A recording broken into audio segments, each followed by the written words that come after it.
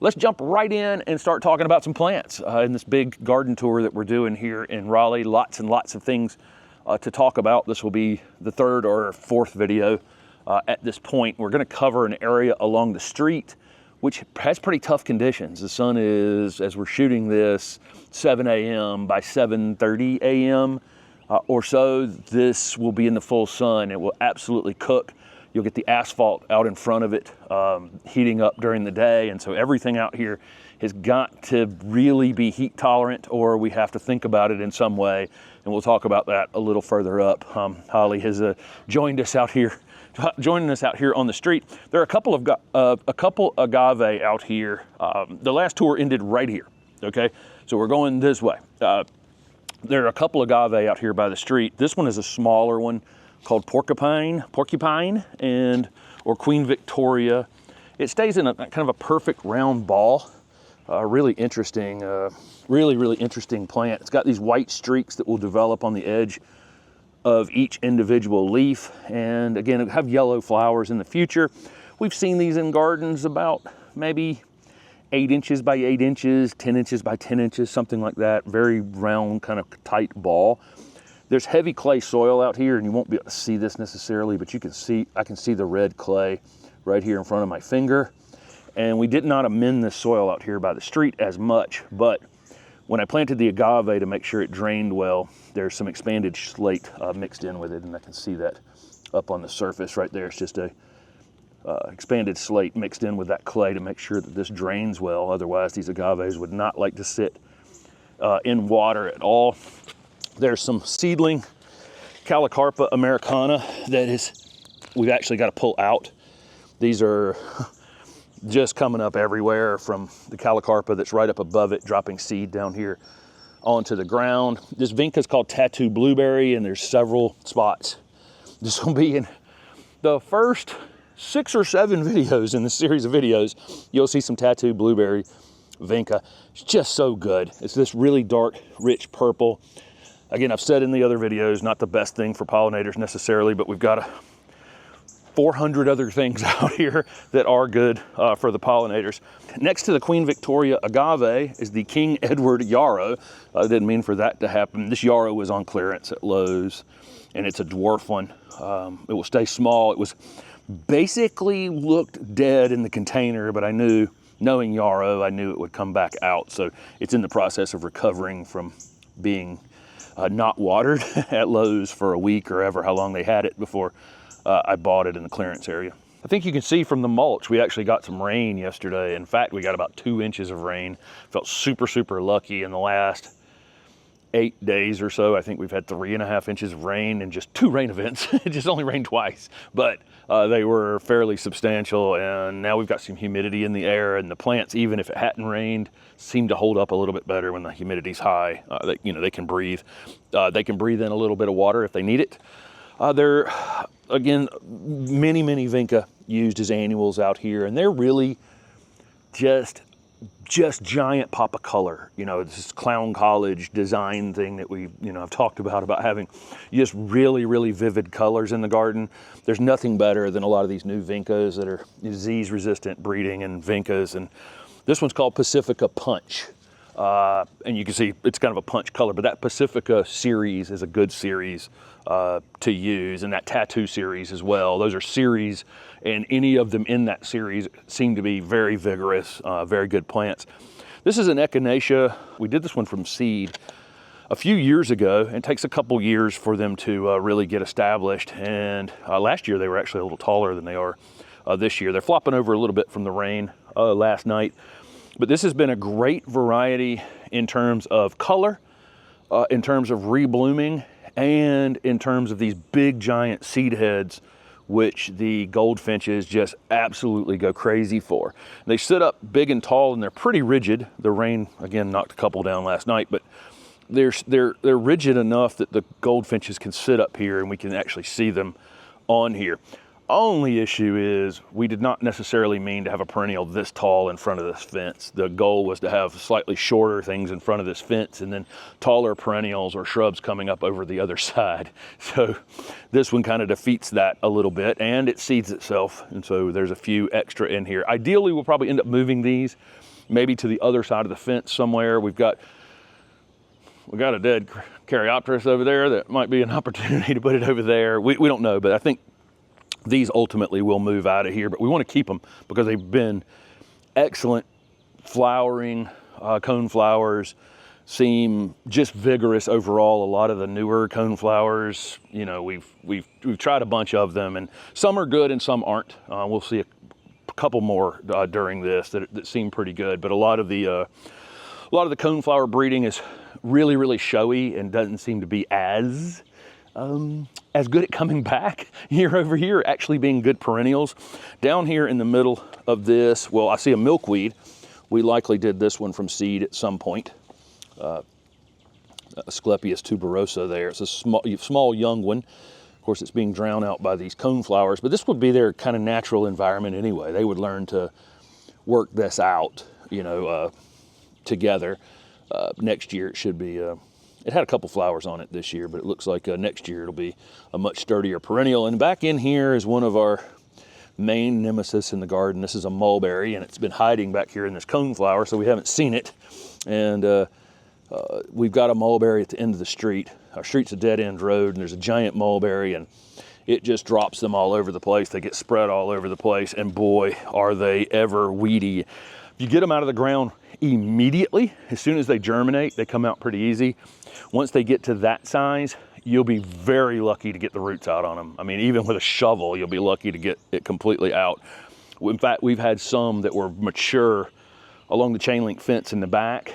If you ever let one get mature, it took about 3 years for us to get the roots completely out of those. This year, we finally were able to eliminate them, but that's how weedy those things can actually be. The first of the 4 better boxwood are right here. This is Skylight, and I think ultimately will be probably the most popular of the better boxwoods. I got to get this coneflower off the back of it. I got a couple coneflower issues happening out here at the front gate. I've cut the leaves off of it a couple times, but we need to do it again. And I'm probably going to go ahead and give this boxwood a little bit of a haircut. The temperatures have dropped off a bit with these rains we've had this week, and I think I'll go ahead and give this a little bit of a shearing. But Skylight can be cut into anything I want to cut it as. I can prune this into a little tall Christmas tree shape if I wanted to, a perfect little cylinder if I wanted to, a little round ball if I wanted to, whatever. I mean, that's the thing about, if you're shopping for better boxwoods and you're wanting to do multiple different things with them, Skylight I think is going to be, and it's a slightly more vigorous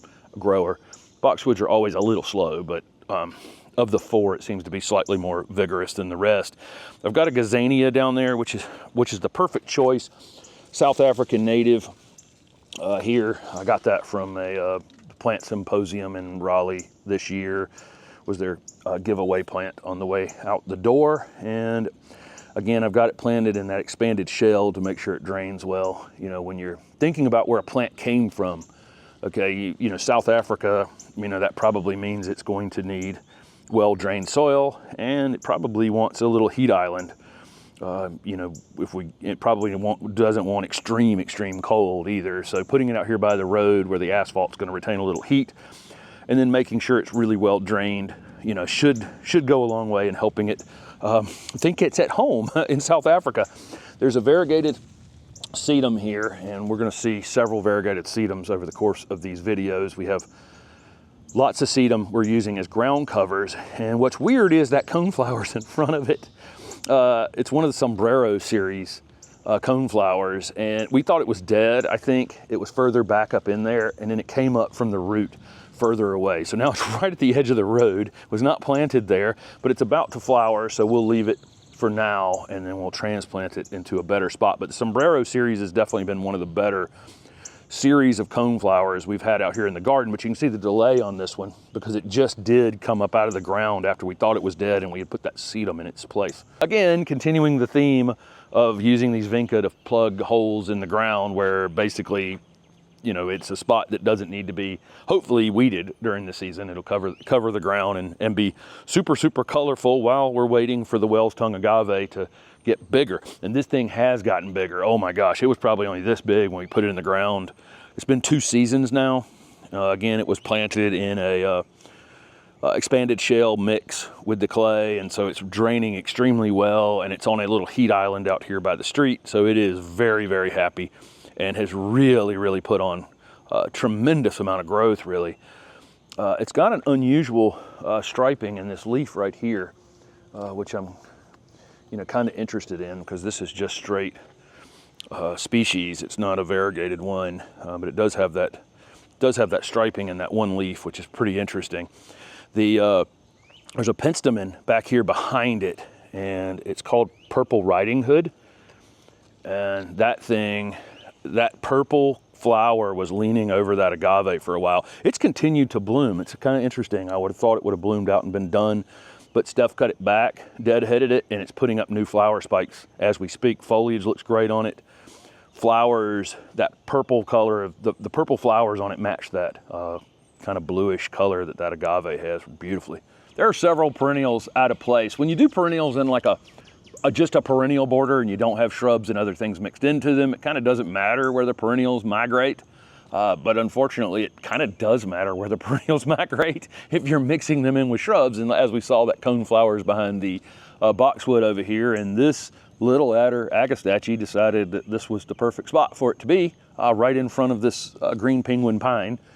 And I don't want to move it. I don't want to do anything with it, because it's, we've got a lot of pollinator plants in the garden, but this thing, which is not the showiest thing, and it doesn't even look like it's currently flowering, is absolutely covered with bees all day. And the one moment that we would be shooting this video would be the only time I haven't seen bees on this thing. Every time I walk out of here, I'm always amazed there's 6 bees on this thing.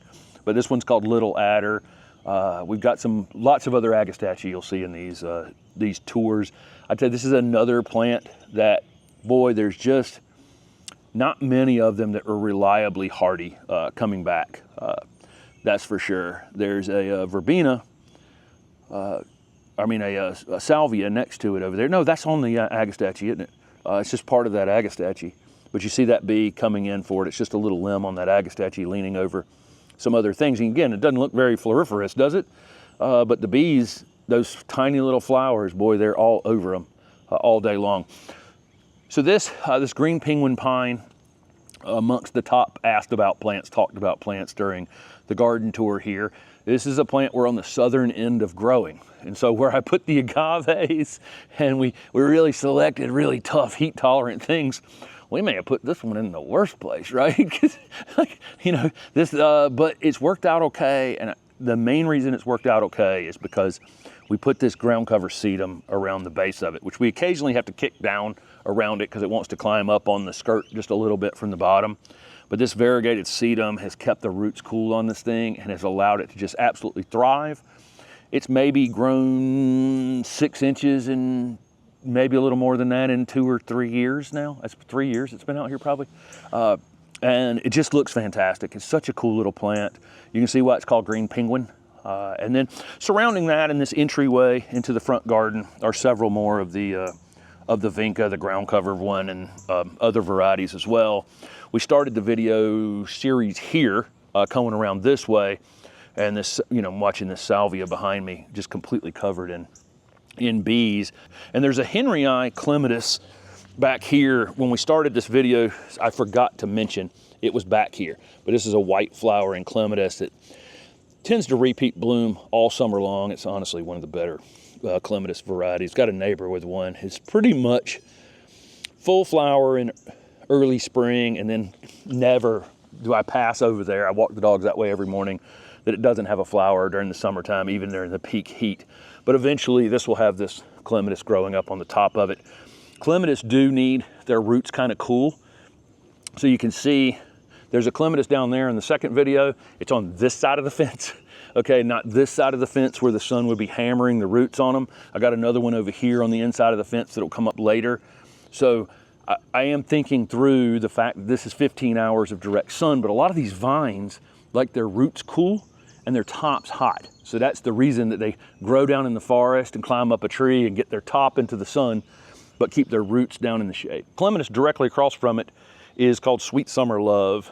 Actually has a few buds on it now. I haven't seen this one bloom. It's grown a lot, but hadn't really produced a lot of flowers. But again, it's planted on that side of the fence, so its roots are down in the shade. There's a pineapple lily that'll be in one of the upcoming videos that are shading the roots from the other side. Very vigorous grower, and I'm terrible at getting the clematis staked and growing along the fences very well. So they end up in a pile like this. It's just, my style with clematis is just have them in a pile and have them bloom. And, the foliage looks great. Then the Monarda in front of it is definitely past. This is BUB free. It was perfection in the first year, perfection in the second year, and this year it's definitely taken a bit of a dive. And I think what we needed to do was to get it divided. These Monarda when they go to sleep and come back, they come back with so much growth. It just seems to be out competing itself, if anything. So I probably need to just go through here, lift it this winter, and come back and plant a single plant back in here. And I think we would get it to fill back in and be vigorous and look good again. It didn't look bad. I mean, and the pollinators were all over it, but it is, for the entryway piece, is this a good, the other side has the green penguin pine and several things that really look great and look great all the time, the agave and several other things. And then this side, I've got a clematis out of control and a bee balm that's, again, it was perfection. The first 2 seasons it was in the ground, and now it looks a little bit rough. So we may make some sort of change here, just period. As the entryway to the garden, not be as changeable as this currently is. One of the, another weed we have in the garden that everyone has here is our native redbud, Cercis canadensis. They're so good at seeding themselves. These things in the pea family. Redbuds are in the pea family. You can see those little pea-shaped seed pods that develop on them during the season. They're very good at creating seed, and we have an older one back here above the house. And I don't know if, I doubt you'll be able to see it, but I can see all the seed pods on top of it right now above the house. Hundreds and hundreds of seed pods, each containing multiple seeds, like any kind of pea. And they're very good at germinating, so we have to pull these up quite a bit. Otherwise, we'd have a redbud forest, which, as forest goes, would be, an interesting forest. We could at least eat the flowers because the flowers are edible on them. This is Santastic Peach Abelia. We've added Santastic Peach and Santastic Pink. Santastic Pink you'll see in the next video after this one. And Santastic Radiance was in the first video in this series of videos. All 3 of them are super, super compact. This one turns kind of a peachy color in the winter time, and then it has this kind of orange in the new growth right now. It is in flower, and the pollinators absolutely love it. That all 3 of them are flowering. The flowers are not particularly showy against the variegated foliage, but the bees know they're there, and the bees are on them all day long. But I think Radiance, Peach, and Pink, the Santastic series, are the most compact of the variegated Abelia. And there's just such tough landscape plants. They'll grow in the sun, they'll grow in the shade, but lose a little bit of variegation. Really hot, dry conditions. If you have really tough spaces and you want to pop a color there year round, these any of these Santastic Abies are for you. And again, all of these things along here are surrounded by this vinca. And as Steph pointed out, we will see moths pollinating the vinca later in the day. So where, I said it wasn't the best of our pollinator plants, there are things coming in here. There's the occasional butterfly, but then lots of moths. With hundreds and hundreds of plants in this small garden, we are going to have little pockets here or there that are going to occasionally need attention. Where we have anemones planted, fall blooming anemones, in 2 places in the garden, in both places they're really taking over. They like these really highly amended soils, and they are just running any direction that they can. So they either need to have some control added or they need to go. I don't know what version that one is. This one is Fall in Love Sweetly, and it's blooming super early. We're right here at the beginning of July, and it's budded up like crazy. A lot of our fall blooming perennials or late summer blooming perennials are blooming right now. Kind of bothersome that some of our good fall pollinator plants are going to be bloomed out before fall. Hopefully they'll continue to produce some flowers. I don't know, but this one definitely needs some control added to it. There's another mulberry I see growing behind it. They're so sneaky. They'll stay small for long enough that you don't see them, and then they start racing up, and by then the roots are just really hard to pull on them without actually digging down into the soil, which I don't like to do when I'm weeding. I don't like to disturb a whole lot of soil if I can, because I'm bringing up more weed seeds, probably more mulberries. There's a couple salvia in here that the anemone is eating. and they've got some insect issues, and I think that's partly because they're struggling to, you know, there's no air around it. Basically, the insect is able to easily hide in here, and so that's an issue. I just got to get this anemone under control. It's causing all kinds of issues here. There's also some Bermuda grass in it, which is another reason I need to get in here and dig out a little bit, because I don't want this Bermuda grass. I can see it, you know, making its way. You'll never pull it. You know, I'll try to pull this and it'll just break off. So Bermuda grass, definitely a big issue that I don't want it running through this whole bed. So I need to get this sooner than later. This is a Salvia nemorosa. Called New Dimension Rose. Is that it? New Dimension Rose. God, these things have such long names now. Nemorosas are usually spring blooming for us, although some of them will continue to bloom a little further into the season. This one still has some flowers. And then there's Salvia Sylvestris, May Night, which was perennial plant of the year. I thought it would be cool to have all the perennial plants of the year in the garden at some point. But again, you can see it's just been absolutely eaten here. It bloomed like crazy earlier in the spring, and then the anemone's been eating it. So got to rescue this as well. Another thing the anemone's trying to eat is our ginkgo biloba back here. This one's called Troll. It's a dwarf one. Plant looks great. It's actually grown for the first time. It's actually grown about a foot this year, which is took 2 years in the ground for it to start growing. But I got, again, this anemone's about to get some tough love on it after this little series of videos gets shot. But I wanted to show some of the issues that are here in the garden, because there are, you know, it's easy to do one of these walkthroughs and do every little detail before you do it, and then, you know, and act like you didn't have any issues. But there's the occasional bug chewing something out here, but very few of those problems. And then a couple of plants that need control added. That's our actual main issues. What's this coneflower called, Steph? It's another long name. Prima Donna Deep Rose. Prima Donna Deep Rose. Gosh, some of these names are so long. But I mean, we're just out of we're out of names for things, and it's wild, and everything's going in a series now, so it's like really hard to remember just the series name, like those, you know, Tattoo Vinca, or, you know, any of these things. They're all in series names, and I've got to remember the series names and the name of the plant in order to remember it now. It's just, again, there's so many great introductions happening. So it's actually the result of so many great plants coming to market and not wanting to reuse the same names. That's where we are. But this one's been great. It's very full. Great looking plant, and we leave the seed heads on them. So I think you'd be tempted to come out here and deadhead these, but the goldfinches, you know, we're coming up on goldfinch season. We've already seen a few here in the garden already trying to tear at these seeds. But as the season goes on, the goldfinches just have a ball out here because we leave all these seed heads up. Liatris this one is quite large. This is Liatris spicata, our native, you know, great native plant. I love these in natural settings. Did a video down at in Louisiana with Buddy Lee last week, and when you see this Liatris coming up in the middle of a field, you know, with this very vertical, before it flowers.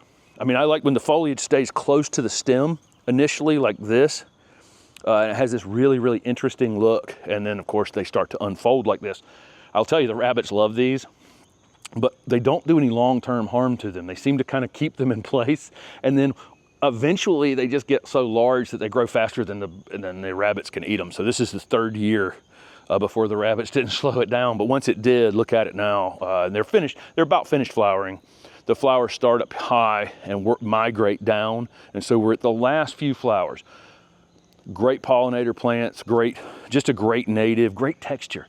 Right, you get this completely different kind of texture, this narrow leaf, a little bit of a bluish hue to it. We got this gold mop cypress on clearance, and I turned it into a tree form. It's being choked by these white-eyed Susie, black-eyed Susan vines. So this is a white black-eyed Susan vine that we're allowing to grow up the guide wire here. But again, just like the clematis over there, hadn't been out here training it all that well. So it's managed to climb the Liatris. It's managed to climb the gold mop cypress. It's actually wrapped around the gold mop cypress down at the bottom, and it's wrapped around all of this Liatris and actually pulled it down. So it needs just some control added to it. I think we planted 5 of them here because we had done them from seed. Great looking plant. There's no open flowers on it right this second. I think the rain kind of knocked a bunch of them off last night, but it'll have, by this afternoon, I can see tons of buds. It'll have these little white flowers on it, and ultimately we'll make it up this guide wire by the end of the season. This is a pretty interesting native. This is a Helianthus. It's occidentalis, which is normally known as the western sunflower. But this one was a seedling that was found in West Virginia. So it's like subspecies Dowellianus or something like that. I'm butchering that name. But it was just another one that was found in the eastern part of the country of our western sunflower. So this one goes by the common name Eastern sunflower, which is probably, these two common names are, you know, not anything that's actually beneficial to us at all. But it is bloomed. It blooms like mad. It's another one that's a bit of a bully here in the garden that has to be. It's made it to the other side of the fence back there, and I've got other things back there that I need to be concerned about. It also hides a couple of weeds I see popping up in there as well. But it does bloom like mad. Pollinators absolutely love it. But again, this was a western sunflower that was found with a little, you know, some eastern seedlings, which you'll get occasionally on native plants. There's little pockets in different parts of the country of the, you know, we wonder how it got 6 states away, but you know, that does happen. Again, every time this one wakes up, it's got to be controlled a bit, but it's worth having because there's so many flowers on it. You can just see it never stops flowering. It doesn't have to be deadheaded. It basically eats the last flower by growing up around it with 3 more flowers. So that's the end of this little space out by the road. It goes a little further down, but we'll put it in a different set of videos. But there's a lot of plants just right here.